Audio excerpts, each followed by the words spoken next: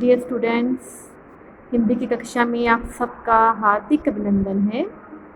आज से हम मिड टर्म का नेक्स्ट चैप्टर मानवीकरण की दिव्य चमक के सार पर चर्चा करेंगे। तो मानवीकरण की दिव्य चमक एक संस्मरण है। देखिए, संस्मरण क्या है? स्मृति के आधार पर किसी विषय पर अथवा किसी व्यक्ति पर लिखित आलेख संस्मरण कहलाता है। ये साहित्य भी इसके अंतर्गत ही आता है। संस्मरण साहित्य का एक आकर्षण स्वरूप है। संस्मरण लिखने वाला लेखक अपने अनुभूतियों को रोचक ढंग से साझा करता है। संस्मरण कल्पना पर नहीं लिखा जा सकता है। ये है संस्मरण। अब हम चलते हैं कि मानवीकरण की दिव्य चमक सार के संकेत बिंदुओं पर। सबसे पहला संकेत बिंदु है फादर का स्नेह में व्यवहार। लेखक को दुख है कि फादर बुल्के की मृत्यु गैंग्रीन से हुई। वे जीवन भर लोगों को स्नेह की मिठास बांटते रहे, फिर भी उन्हें गैंग्रीन हुआ। हम किस ईश्वर से पूछें कि बुढ़ापे में उन्हें ऐसा दुख क्यों मिला? वे सदा साधुओं जैसा सफ़ेद चोगा पहने रहते थे। ठीक है। उनकी बाहें और आंखें सदा गले लगाने को आतुर लगती थी।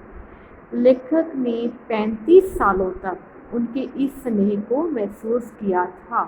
उन्हें याद करना एक करुण संगीत सा लगता था और देखना एक करुण में स्नान करने जैसा। ठीक है। अब चलते हैं परिमल के सदस्य के रूप में। फादर से बात करने पर मन में कर्म करने का संकल्प जागता था। जिन दिनों लेखक इलाहाबाद में थे, फादर भी परिमल नामक संस्था के सदस्य थे। ठीक है। तो वे इस पारिवारिक स्नेह में बड़े सदस्य के समान थे। वे गोष्ठियों में, विचार विमर्श में और हंसी मजाक में खुलकर भाग लेते थे। ठीक है।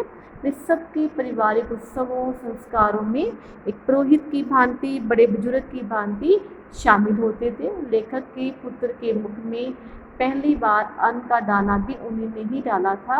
उनका वात्सल्य देवदार के समान था।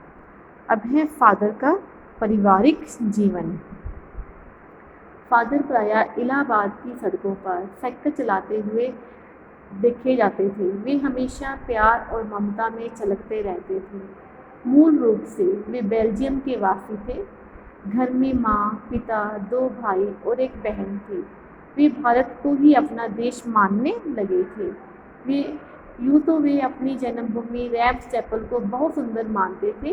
उन्हें अपनी माँ से भी बहुत गहरा लगाव था। अक्सर उनकी माँ के पत्र उनके पास आया करते थे। डॉक्टर रघुवंश को वे माँ की चिट्ठियाँ दिखाते थे। उनके मन में अपनी माँ के प्रति गहरा लगाव था। अक्सर उनकी माँ के पत्र उनके पास आया करते थे। डॉक्टर रघुवंश को वे माँ की चिट्ठियाँ दिखाते थे। उनके मन में पिता और भाइयों के प्रति विशेष लगाव नहीं था। भारत में बसने के बाद वे 3-4 बार ही बेल्जियम गए थे। ठीक है। सन्यासी बनने के प्रश्न पर वे इतना ही कहते थे कि वे प्रभु की इच्छा से सन्यासी बने।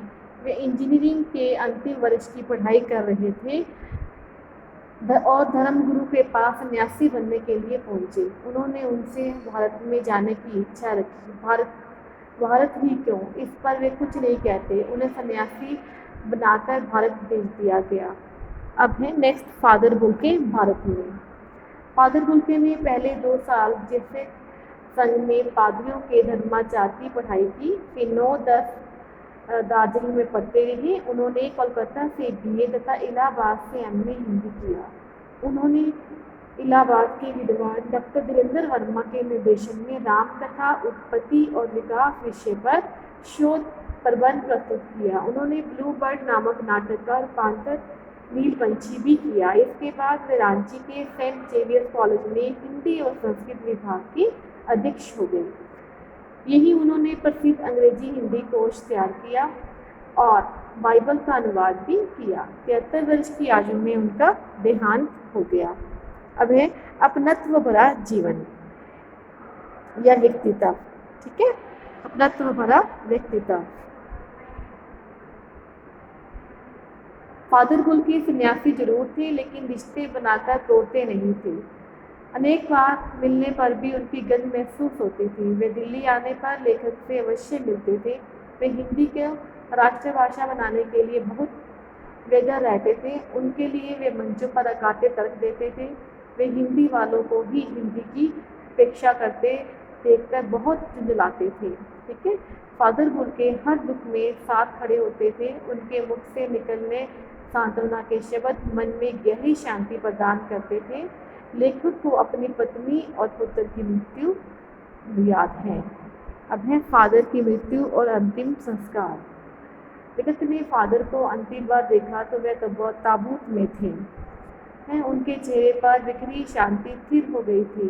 18 अगस्त 1982 को सुबह 10 बजे उनके शव को दिल्ली के कश्मीरी गेट स्थित निकलसन कब्रगाह में उतारा गया। कुछ पादरी, डॉक्टर रघुवंश का बेटा और उनके परिजन उन्हें धरती की गोद में सुलाने के लिए गए।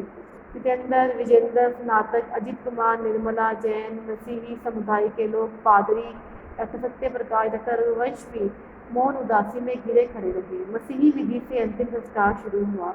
रांची के फादर पास्कल चन्ना ने उन्हें श्रद्धांजलि अर्पित करते हुए कहा, फादर गुल के धरती में जा रहे थे, इस धरती में ऐसे रतन और पैदा हों।